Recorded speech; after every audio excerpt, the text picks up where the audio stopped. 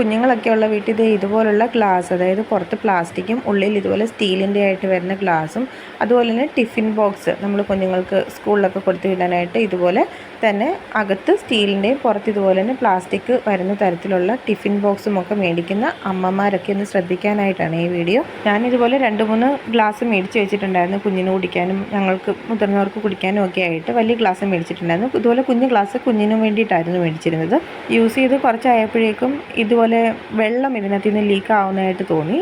അകത്ത് ഭാഗത്തുനിന്ന് നമ്മൾ നേരെ നോക്കുമ്പോൾ കുഴപ്പമില്ല, അതല്ലാതെ ഈ സ്റ്റീലിൻ്റെയും പ്ലാസ്റ്റിക്കിൻ്റെയും ഇടയിലുള്ള ഗ്യാപ്പിലൂടെ വെള്ളം വരുന്നതായിട്ട് തോന്നി.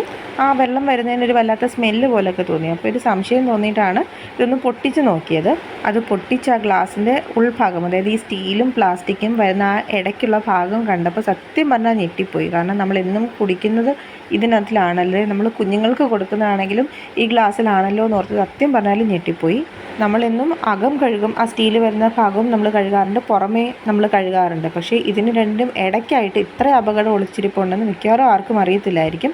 ഇതും ഞാനും അങ്ങനെ ഒരു സ്മെല്ല് വന്നുകൊണ്ട് മാത്രമാണ് അത് പൊട്ടിച്ച് നോക്കി ഇതൊന്ന് കണ്ടത്.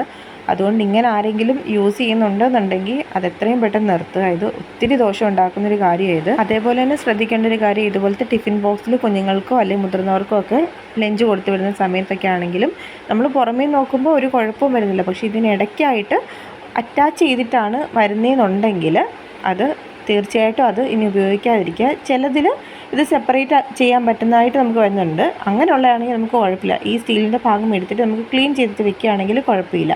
പക്ഷേ ഇങ്ങനെ വരുന്നതാണെന്നുണ്ടെങ്കിൽ ഇത് രണ്ടും കൂടെ അറ്റാച്ച് ചെയ്ത് നമുക്ക് തുറക്കാൻ പറ്റാത്ത രീതിയിൽ ഉള്ള ടിഫിൻ ബോക്സാണ് വാങ്ങുന്നതെന്നുണ്ടെങ്കിൽ അതെന്തായാലും നന്നായിട്ട് ശ്രദ്ധിച്ചിട്ട് മാത്രമേ യൂസ് ചെയ്യാവുള്ളൂ. എന്തായാലും ഇതുപോലെ തന്നെ ഇതിനുള്ളിലും അഴുക്കൊക്കെ കയറി ഇരിക്കാനും ഒക്കെയുള്ള ചാൻസ് ഉണ്ട്. അപ്പം അതെന്തായാലും നന്നായിട്ട് ശ്രദ്ധിക്കണം. ഇനി അതുപോലെ കാസറോൾ സെറ്റ് ഇതുപോലെ വരുന്നത് യൂസ് ചെയ്യുന്നവരാണെങ്കിലും ഇതൊക്കെ ഒന്ന് ശ്രദ്ധിച്ചിട്ട് മാത്രമേ ഇനി യൂസ് ചെയ്യാവുള്ളൂ. ഇതുപോലെയുള്ള ടിഫിൻ ബോക്സോ അല്ലെങ്കിൽ ഗ്ലാസ്സോ ഒക്കെ യൂസ് ചെയ്യുന്നവരാണെന്നുണ്ടെങ്കിൽ അത് യൂസ് ചെയ്യുന്നത് എത്രയും പെട്ടെന്ന് നിർത്തുക. പിന്നെ നിങ്ങൾക്ക് അറിയാവുന്നവരാണെങ്കിലും ഇതുപോലുള്ള ഗ്ലാസ്സോ അല്ലെങ്കിൽ ഇതൊക്കെ യൂസ് ചെയ്യുന്നവരുണ്ടെങ്കിൽ അവർക്കും കൂടെ ഈ വീഡിയോ ഒന്ന് ഷെയർ ചെയ്ത് കൊടുക്കുക.